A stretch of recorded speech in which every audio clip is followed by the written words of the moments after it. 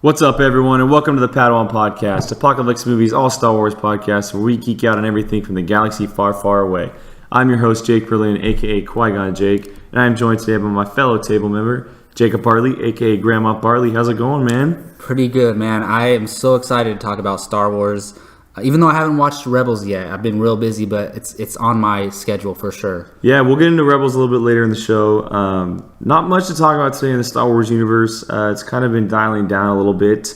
I'm sure we'll be getting a lot more Rogue One here in the future as it release gets a little closer. But knowing us, we can stretch any topic in Star Wars. We could probably talk about this one news topic for an hour if we wanted to. That's the plan. So let's get right into it. So last Padawan, one of our topics consisted of Disney and Lucasfilm locking down a cinematographer for their upcoming Han Solo spinoff. Now that the film has their look down, directors Phil Lord and Chris Miller have moved on and are in the process of looking for their female lead to co-star alongside Alden Ehrenreich. Variety is reporting that Disney and Lucasfilm are currently testing Tessa Thompson of Creed, Zoe Kravitz of Mad Max Fury Road, and Naomi Scott of next year's Power Rangers for the female lead role. Variety continues to say that they are just testing, so more names could be involved. Production is set to start early next year, so many more rumors and confirmed reports are bound to be released here pretty soon. Jacob, you hear these names. They are just the three mains that have come out for now. There could be many more to be released here soon. But as far as the lead role goes, we heard a while ago that they were looking for a non-white female lead. So going off these names and their past resume, what do you think of any of these names starring along Alden Ehrenreich? Well, as far as Naomi Scott goes, we haven't seen her in anything. Yeah, that's true. And we're going to see her in Power Rangers early next year. She's the Pink Ranger, right? She's the Pink Ranger, which I'm very much looking forward to. And she's not African American. The other two actresses are. And I might be wrong, but I think Naomi Scott is actually British, so she is white. Okay. And I like this because they're not saying the character has to be African American. Yeah. They definitely want to get diverse, but I like that they're not saying, okay, we have to get an African American actress in there. But if they do, that'd be totally fine too. But I have seen Zoe Kravitz in things, and I have seen Tessa Thompson in things. I love both names for sure. And we can't comment on Naomi Scott because we've never seen her work. But I love both of these names. Tessa Thompson was amazing in Creed. And I think a lot of Hollywood has noticed that because she's going to be in Thor Ragnarok. She's playing Valkyrie. Exactly. I think this woman's going to be on the rise. She was great in Creed, dude. She counterbalanced Michael B. Jordan well. She was so good in that movie. And I think she would be a great choice. But I also like Zoe Kravitz. I thought she was good in Mad Max Fury Road.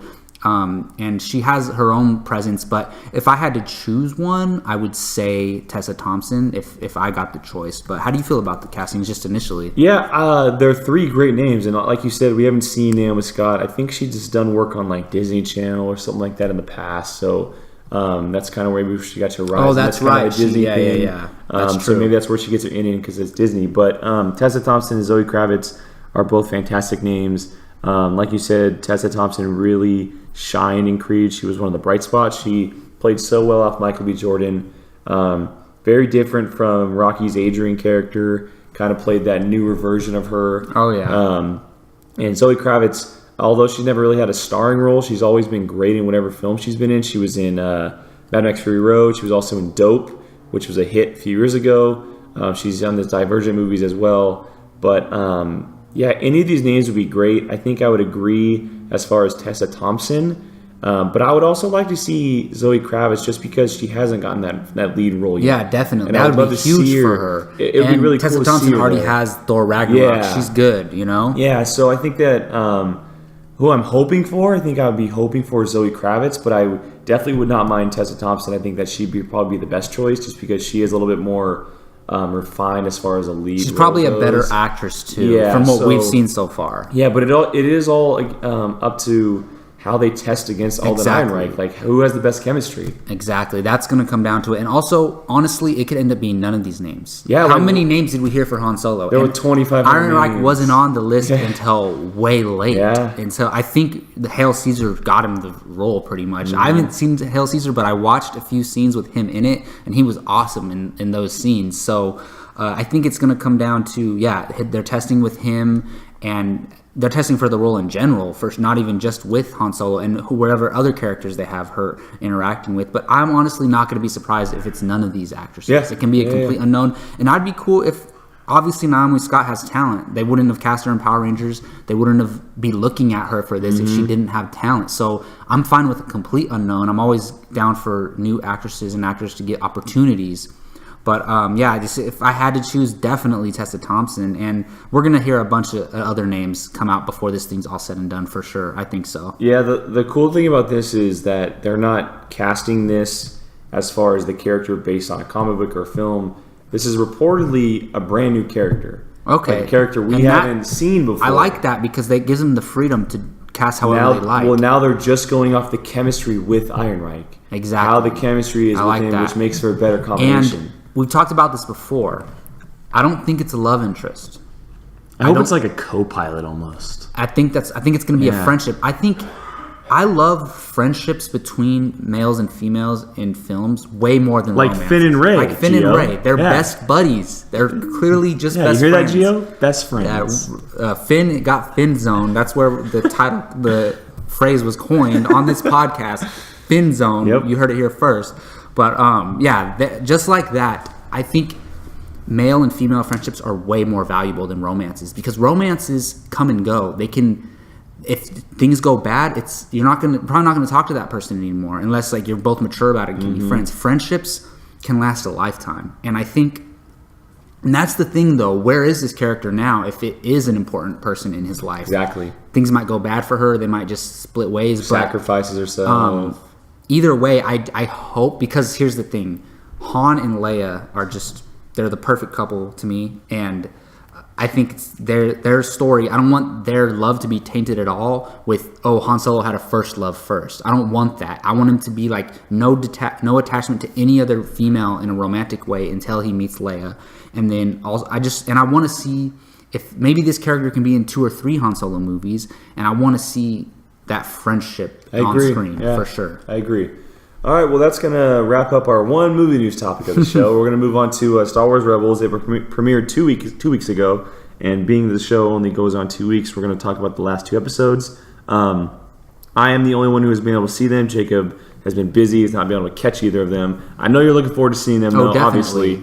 You got an hour and a half show, or hour and a half of Rebels. Hey, I'm looking forward to it, so I get to indulge in that world for a long time. Before we get into this, just fair warning, we might get into a tiny bit of spoiler territory, things that maybe you don't want to hear about. If you want to go in fresh to these episodes, do not listen.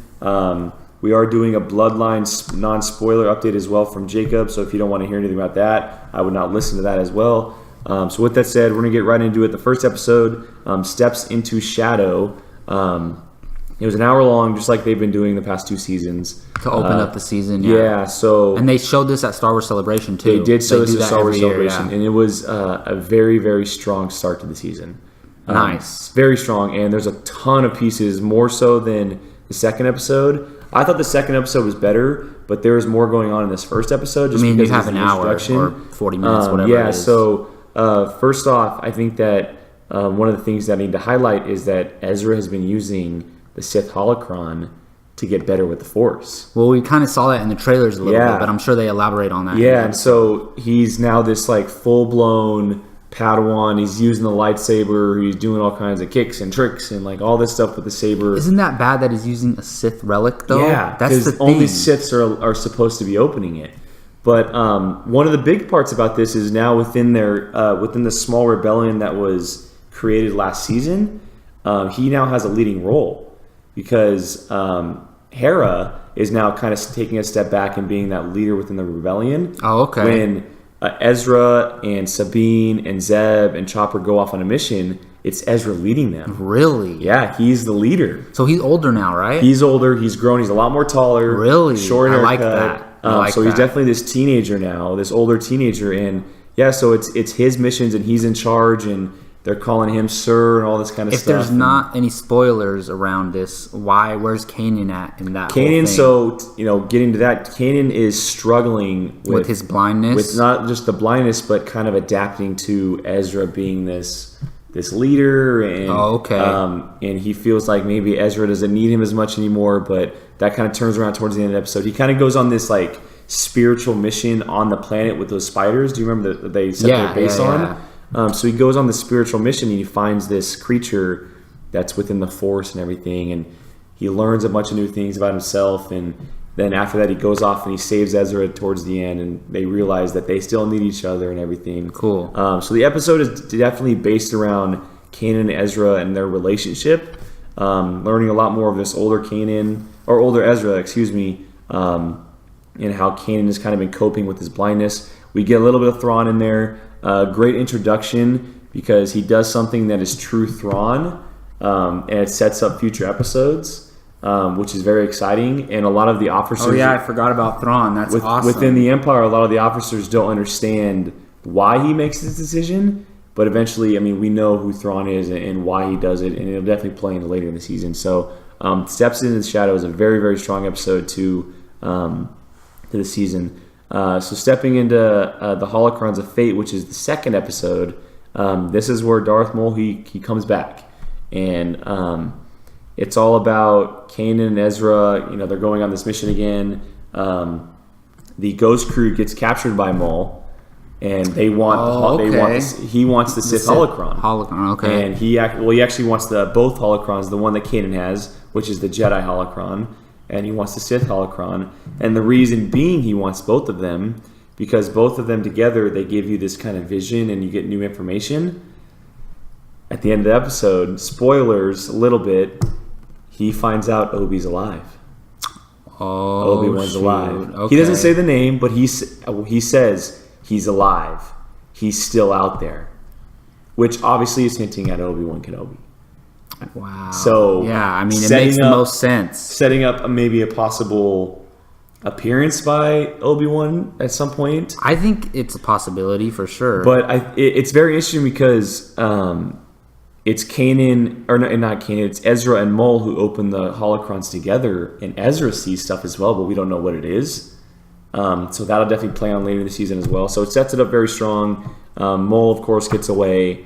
And it was a very fun episode. I think that the second episode is more about Ezra and Kanan kind of coming back together, and then Maul searching for this holocron. It was almost a Maul episode in a way, because he's kind of searching for what he wants. And I'm not complaining about that. Yeah, so I love seeing Maul back. It's fun, and now he knows that Obi-Wan Kenobi's out there.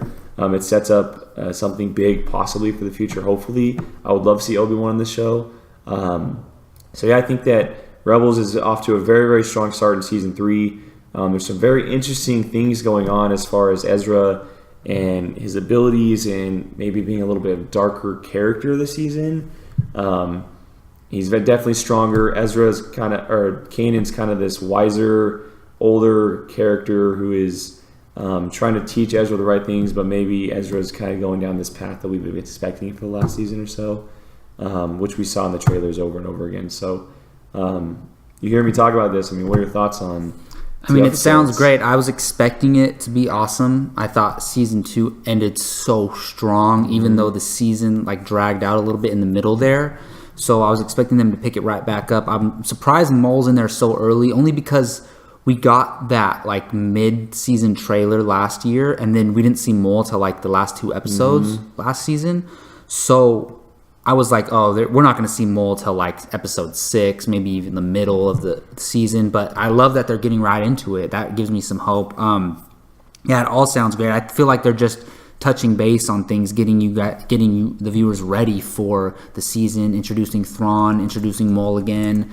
And yeah, I mean, if that is a Obi-Wan Kenobi reference and that's where they're going, I don't know. Here's the thing: if they tackle the Obi-Wan Maul thing on Rebels, then I don't think they're ever going to do it live action. So I hope they just hint towards it in Rebels, and then we see that in an Obi-Wan Kenobi standalone film, which that'd be awesome. Hopefully gets announced. But yeah, it sounds great, man. I can't wait to watch them. I'll definitely catch up by the time we do the next Padawan podcast for sure. Yeah, I hope that because we didn't see Thrawn in episode 2, and I hope that they don't kind of let him disappear for a little bit like they did with Maul. That's the thing with this. With the marketing, they make these characters such a big presence, and then you barely see them in the season.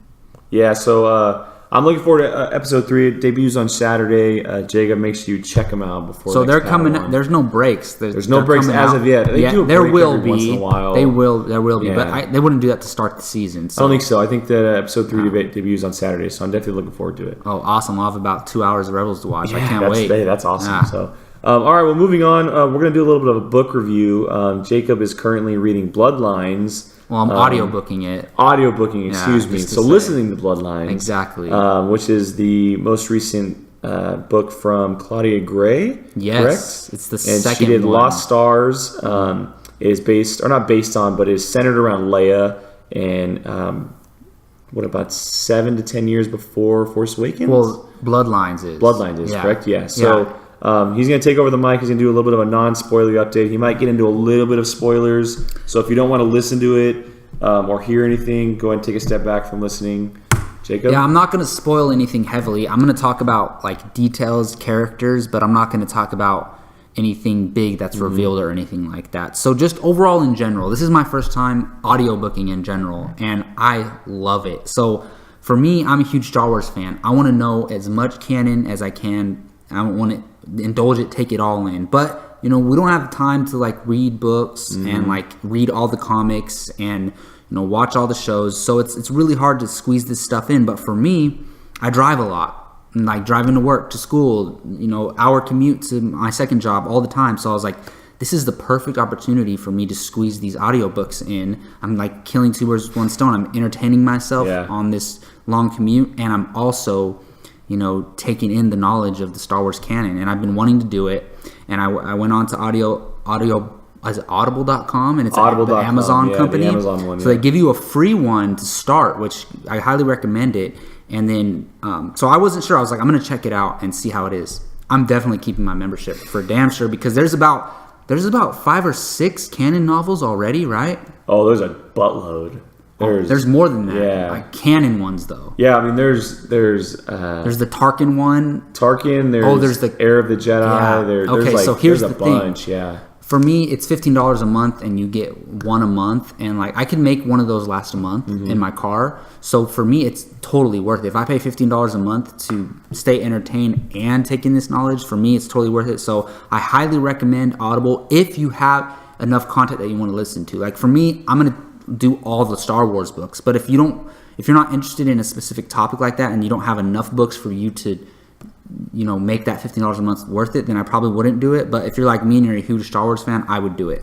Now, getting into just Bloodlines itself, man, they weren't lying about how amazing this book is. So Princess Leia is she's one of my favorite characters in the Star Wars universe, and you always wonder, what was she doing in between the time of Return of the Jedi to The Force Awakens? And this, like you said, I believe it's about 6 years leading up to The Force Awakens, and it's just her, and it's a political thriller. This book is a political thriller. There's action in there. It's mostly about the characters and their interactions together, but they do not slack on the action. They get into it. And the thing with the Audible books is you hear audio you hear like C-3PO moving around. You hear when they're walking through spaceships, you hear the doors go up. You hear them pressing buttons. You hear the spaceships flying. The music kicks in. Like when a really dramatic moment coming in, or a piece like going into Leia's thoughts, you hear the Star Wars theme. And then when they're talking about some dark things having to do with the Empire and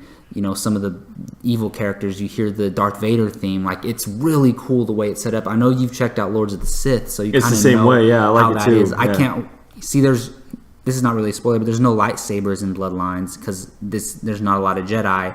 But I'm sure in Lords of the Sith, you can hear it. I want to hear that lightsaber light up. So, but yeah, you hear the blasters, you hear everything, and I love all the little noises and all the action and everything. But for me, it's like I've met.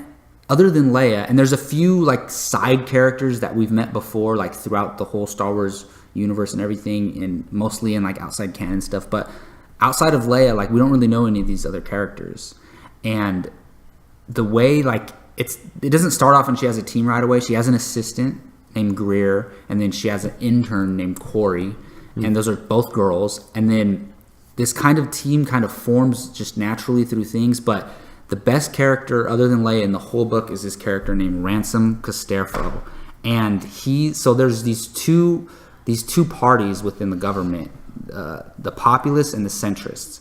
And Leia's part of the populists, and Ransom Basterfo is part of the centrists, and they do not get along, but they're forced to work together, and their relationship is amazing. There's certain moments in this book and certain things that they talk about where I'm like, wow, did they really go there? And it ties into the past movies and certain characters that we know, and it's just, I couldn't believe what I was listening to. I'm like, they really, I mean, this is all Claudia Gray, and of course she has to run it by the story group over at Lucasfilm, but I'm like, they really went there. Like, they showed how, you know, the Empire affected not only these main characters, but other characters that live in this world, and it's just expanding the universe and showing us that it's not just about Leia and Luke and Han. It's about, there's so many other different people that were affected by the Empire and all the stuff that went down in the first three films. And it's like, and so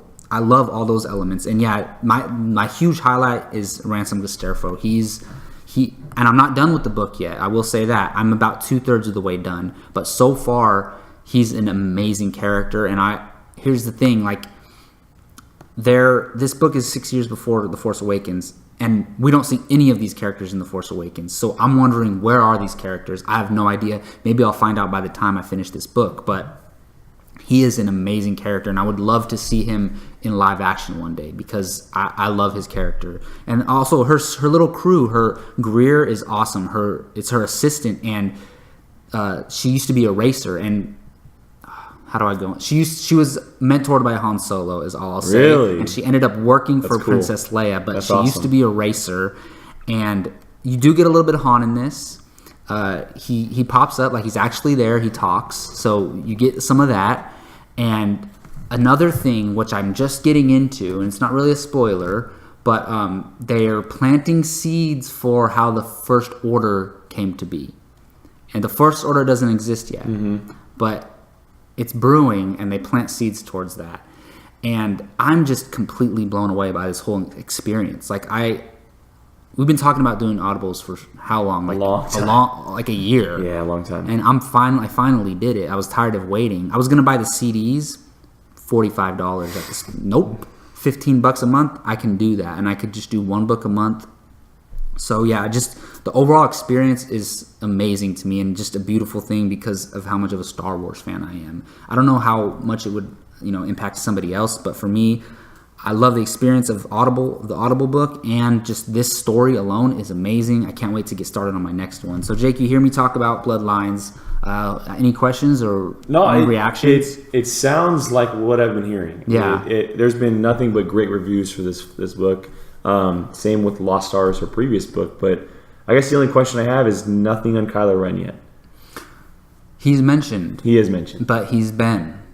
Okay. So, and does it say his age or anything? I'm guessing he'd be like 22, somewhere around there. We don't know how old he is in The Force Awakens either. So, this is not a spoiler, really. Him and Luke are off doing their thing. So he is, okay. And they're not in the book, but they're mentioned quite often.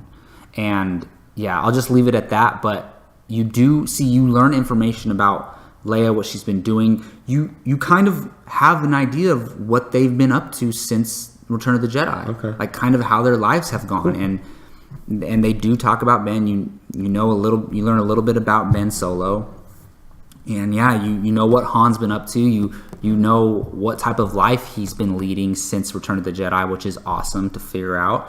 And it's just, this is why I want to do these books, because there's so many holes to fill within Star Wars mythology, and that's what I'm doing. And I want to know everything. So I'm going to end up audible at the point in the all book, the Star Wars books. And the point in the book, Han and Leia are together.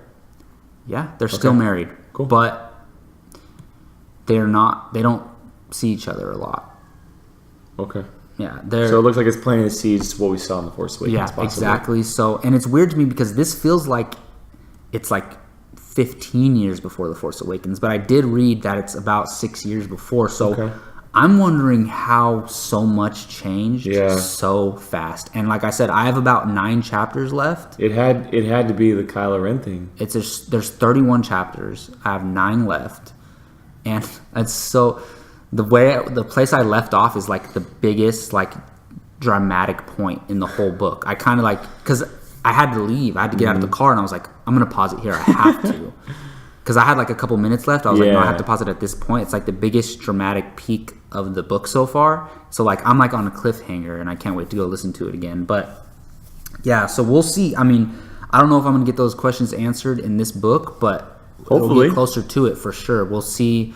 I'm curious overall what happened to these characters, where they went on, like why they're not in Leia's life only 6 years apart, because they're important to her right now, especially her assistant. And there's another character who ends up being, he has to go on a mission with them. He's an X-Wing pilot, and his name's Joff Sea Striker.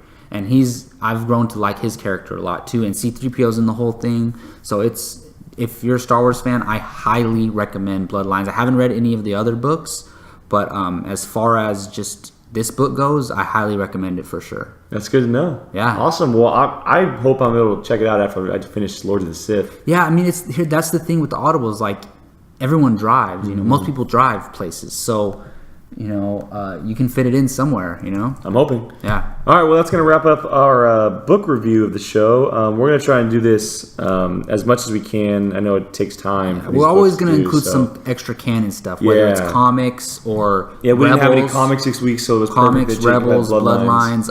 And I will have Bloodlines done by the time we do the next Padawan, so I'll give my just final thoughts. I'll try and catch myself up on a little bit of Lord of the Sith. Yeah, maybe you can do like a midway review of Lord of the Sith by then too. Cool. Cool. All right, well, we're going to finish our show with Address the Academy. We haven't done this in a long, long time. I thought I would bring one in today just to kind of add a little depth to the show, and I think that something I would want to talk about, we've touched on it a little bit here and there in movie news and Padawan a little bit too, but there's been all kinds of talk about so much Star Wars lately and so much Star Wars in the future. Should Disney and Lucasfilm possibly take a break after the episode movies? After, episode 9 concludes, should there be a little bit of a break, maybe a 5-year gap or a 10-year gap, and kind of take a break, take a step back from Star Wars, and then re-excite people so many years down the road like they did with The Force Awakens this last year and the past couple of years? So I just wanted to throw the question out there, talk about it a little bit, just because it is being talked about everywhere. And we are getting so much Star Wars in the future. There's so much coming as far as video games, books, comics, movies, toys, everything.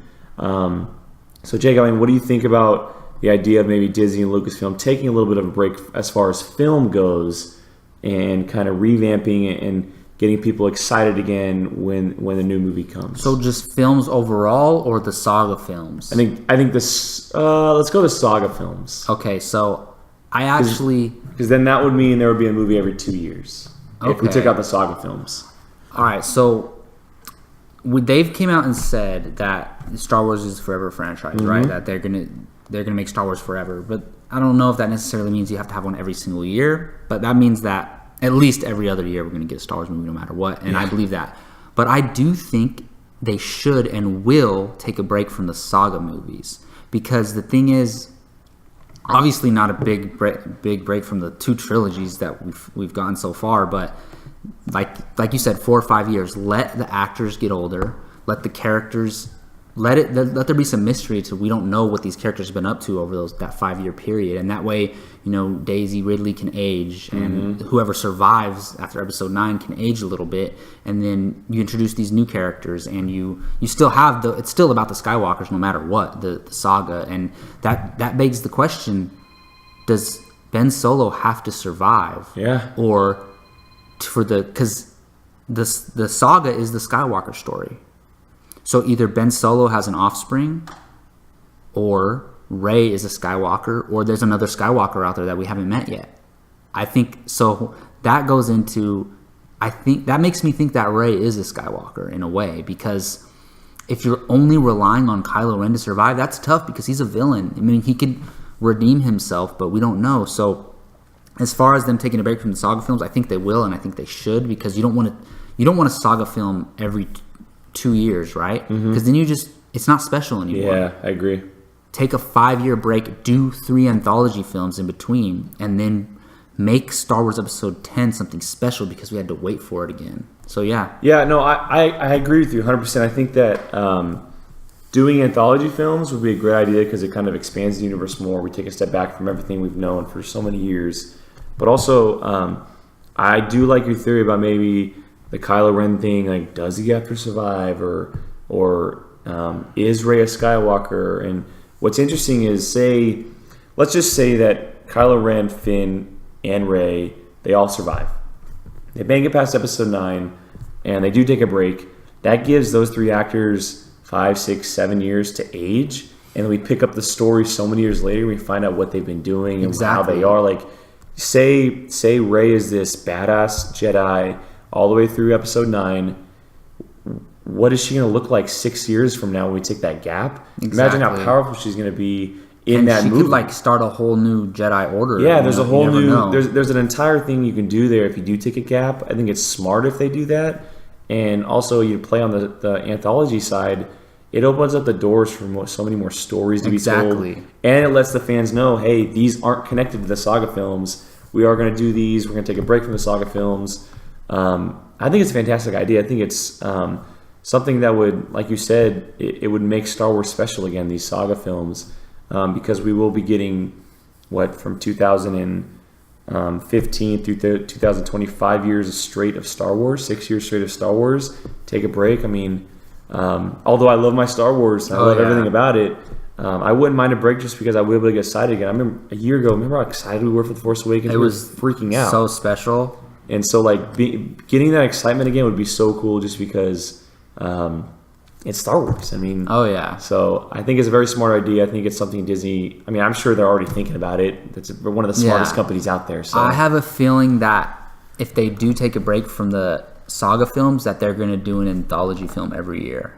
Because this has been mentioned before by other people online. Like, what if Rogue One is a massive hit? They do a sequel. Exactly. Yeah. So then you can do, instead of a saga film, you could do a sequel to Rogue One and then a new anthology film. And then 2 years later, the third film in the Rogue anthology One. sequels, like Han Solo's sequel. And then you could always take a break from the anthology films and bring the saga ones back. They can just do whatever they want. Basically, they do what Marvel's doing and have sequels within... Exactly. Like the Avenger movies are the saga movies, but the anthology movies are the solo movies. Definitely, yeah. Cool. All right, well, that's going to wrap up the Padawan Podcast today. Before we go, I'd like to thank Jacob for joining me today, talking Star Wars. I know you love it, man. Glad you're always here to talk Star Wars with me. Let the people know where they can find you online. You can find me online on Twitter at @JacobBarley_ and on this YouTube channel. We do a bunch of podcasts and reviews over here, so please check us out. Subscribe.